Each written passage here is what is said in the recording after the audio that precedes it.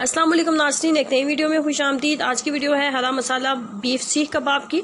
और इस ईद पर आप इसको ज़रूर ट्राई कीजिएगा, क्योंकि ये जो हम नॉर्मली कच्चे कीमे के कबाब बनाते हैं उससे इसका टेस्ट टोटली डिफरेंट होता है और ये खाने में बहुत ही लाजवाब बनते हैं और बहुत ही नरम बनते हैं।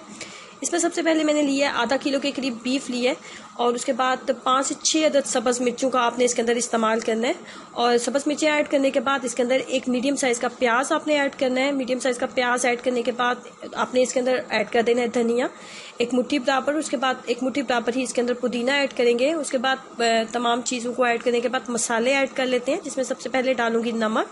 उसके बाद डालूंगी इसके अंदर काली मिर्च का पाउडर। उसके बाद डालेंगे ज़ीरा पाउडर और उसके बाद डालेंगे गरम मसाला पाउडर। तमाम चीज़ों को ऐड करने के बाद इसके अंदर डालेंगे 1 अदद अंडा और उसके बाद इसके अंदर डालेंगे 2 अदद ब्रेड्स। और एक बात जो मैं यहाँ पे आपको बताना भूल गई हूँ कि अगर आपके पास चॉपर मौजूद है तो फिर तो ठीक है कि आपने बीफ की छोटी छोटी बोटियाँ करनी है और इस तरीके से आपने इस तमाम चीज़ों को चॉपर में डाल के पीस लेना है। अगर आपके पास चॉपर मौजूद नहीं है तो फिर मशीन का निकला हुआ जो कीमा होता है उसका आप इस्तेमाल करेंगे, जो बहुत ही बारीक होता है, उसका आपने इस्तेमाल करना है।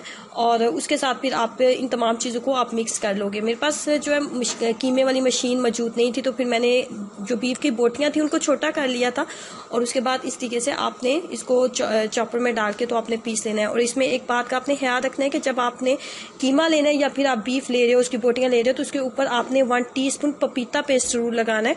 ये बहुत ज़रूरी है, जिससे कबाब जो है ज़्यादा नरम बनेगा और ज़्यादा जूसी भी बनेगा।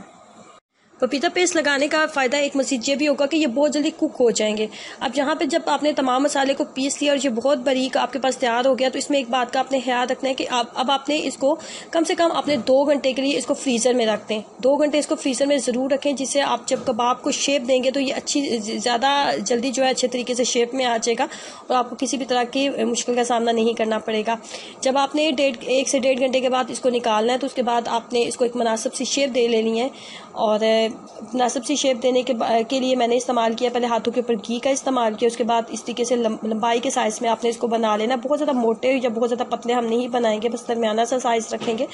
उसके बाद कुकिंग ऑयल जब बहुत अच्छे तरीके से गर्म हो गया, तो उसके बाद आपने इसको कुकिंग ऑयल के अंदर आपने इनको फ्राई कर लेना है। कुकिंग ऑयल के अंदर जब आप उसको फ्राई करें तो पहले फ्लेम को हाई रखें, तेल अच्छे तरीके से गर्म हो जाए। उसके बाद लो फ्लेम के ऊपर इसको बनाएं।